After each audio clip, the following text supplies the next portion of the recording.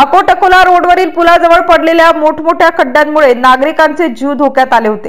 त्यामुळे शेतकरी विद्यार्थ्यांना सुद्धा खूप मोठा त्रास सहन करावा लागत होता। याचीच दखल घेऊन सोमवार दिनांक 5 ऑगस्ट रोजी शिवसेना ठाकरे गटाचे उपजिल्हा प्रमुख दिलीप बोचे यांच्या नेतृत्वाखाली अकोट ते अकोला रोडवर पुलाजवळ गड्ड्यात पाण्यात बसून शिवसैनिकांनी आंदोलन केले होते। या आंदोलनाची प्रशासनाने तात्काळ दखल घेऊन ताबडतोब हा रस्ता दुरुस्तीचे काम हाती घेतलेले आहे।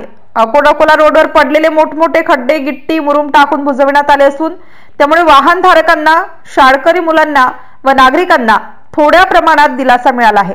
मात्र सदर रहदारीच्या रस्त्याची प्रशासनाने ठोस दुरुस्ती न केल्यास पुन्हा शिवसेना ठाकरे गटाच्या वतीने आंदोलन करण्यात येईल, अशी माहिती जिल्हा प्रमुख दिलीप बोचे यांनी दिली।